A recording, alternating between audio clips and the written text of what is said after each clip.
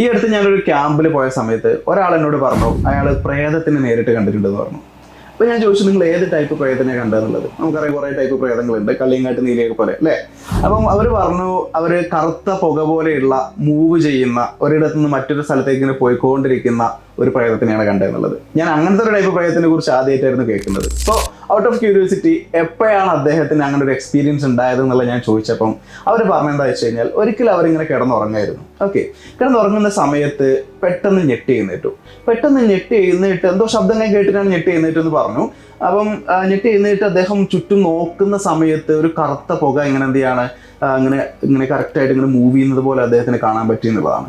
അത് മാത്രമല്ല, അദ്ദേഹം അത് കണ്ട് ആകെ പേടിച്ചിട്ട് എഴുന്നേറ്റ് ഓടാൻ നോക്കുന്ന സമയത്ത് അദ്ദേഹത്തിന് ശരീരം അനക്കാൻ പറ്റിയില്ല. ഓക്കെ, അതായത് ശരീരം അനക്കാൻ പറ്റിയില്ല എന്ന് മാത്രമല്ല, അതായത് ബേസിക് ആയിട്ട് ഒരു വിരൽ പോലും അനക്കാൻ പറ്റിയില്ല എന്നാണ് അദ്ദേഹം പറഞ്ഞത്. അതുപോലെ തന്നെ തൊട്ടപ്പുറത്ത് റൂമിൽ കിടക്കുന്ന അമ്മയുണ്ട്, അമ്മയെ വിളിക്കാൻ വേണ്ടി അദ്ദേഹം ശ്രമിച്ചു, പക്ഷേ ശബ്ദം പൊങ്ങുന്നുണ്ടായിരുന്നില്ല. അപ്പോൾ ആ ഒരു സംഭവം അദ്ദേഹത്തിന് ഭയങ്കര ഭയപ്പെടുത്തുന്ന ഒരു ഗോസ്റ്റ് എക്സ്പീരിയൻസ് ആയിട്ടാണ് അദ്ദേഹത്തിന് ഫീൽ ചെയ്തതെന്ന് പറഞ്ഞു.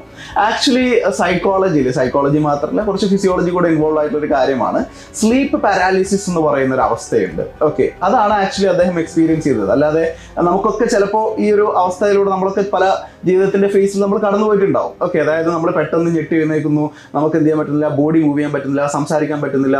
ഈ ഒരു അവസ്ഥ നമുക്കും ചിലപ്പോൾ ലൈഫിൽ ഉണ്ടായിട്ടുണ്ടാവാം, അല്ലെങ്കിൽ ചിലപ്പോൾ ഇനി ഉണ്ടായി എന്നൊക്കെ വരാം കേട്ടോ. കാരണം it's A normal thing. Okay, അപ്പം ഈ സ്ലീപ്പ് പാരലൈസിസ് എക്സ്പീരിയൻസ് ഉണ്ടാകുന്ന സമയത്ത് നമുക്ക് നമ്മുടെ ശരീരം നനക്കാൻ പറ്റില്ല.